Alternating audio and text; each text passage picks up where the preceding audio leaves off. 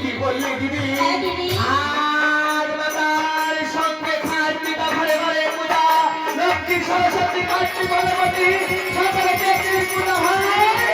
শুনে আমি বসে আছি সেজা। হ্যাঁ দিদি। আমি কেন পূজা পাই না সবাই দিদি?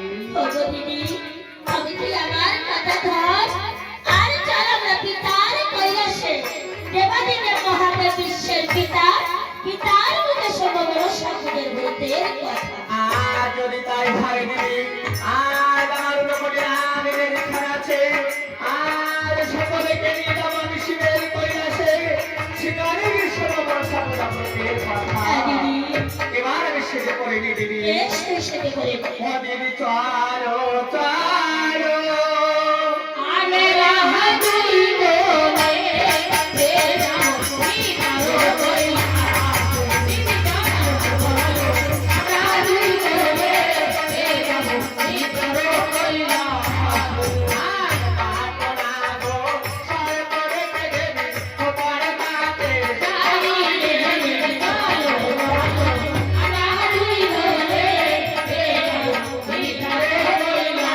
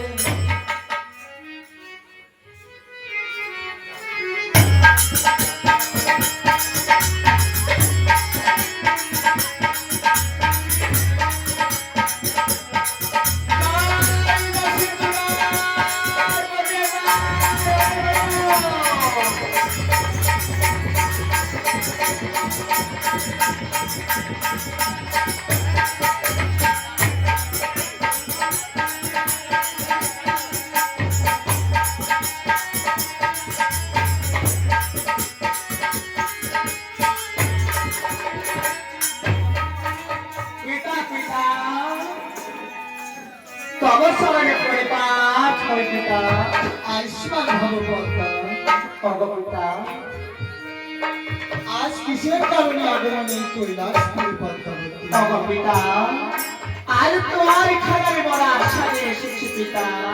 আবার কি আশা কন্যা? পিতা, একবারে বলো পিতা, আমি কি তোমার কন্যা নয় পিতা? আজকে বলেছে তুমি আমার কন্যা নয়। কি বলেছ পিতা? আজ যদি আমি তোমার কন্যা হই পিতা, এই ঘর ওকে কার্তিক গণপতি লক্ষ্মী সরস্বতী আর সকলে দেবদেবীর পূজা হয়। শুধু আমি বলে আছি আমি কি পূজা পেতে পারি না ওই ঘরা? পদ্মাবতী বলুন পিতা, আজ তুমি বিশ্বধারিণী কন্যা, তোমার পূজা কে করবে? পিতা, কি বলেছ পিতা? আজ তুমি মাতার কথা শুনে দিলে দুই বলিকে বনবাস, আজ বাবার মাঝে বসে একা একা কাঁদি পিতা। আজ মাতার সঙ্গে ঘরে ঘরে পূজা, আমি শুনে আছি এই বসে ওগো পিতা বলো আজ তোমার কাছে তো ধরার বুকে কত শিষ্য আছে পিতা ওই শিষ্য থেকে একটি শিষ্য বড় বড় যান সে করিবে মনসা পূজার বিধান বেশ আজ তাহলে তুমি পূজার কাজে এসেছো আমার কাছে আজ তুমি খানিকক্ষণ বিলম্ব করো আমি ধান চেয়ে দেখছি তোমার পূজা কে করে বেশ তাই করুন পিতা তোমার এখানে যোগে দেখুন পিতা যে আমার পূজা করার মতো আমার শিষ্য আছে ধরার বুকে বেশ, আজ তুমি খানিকক্ষণ বিলম্ব করো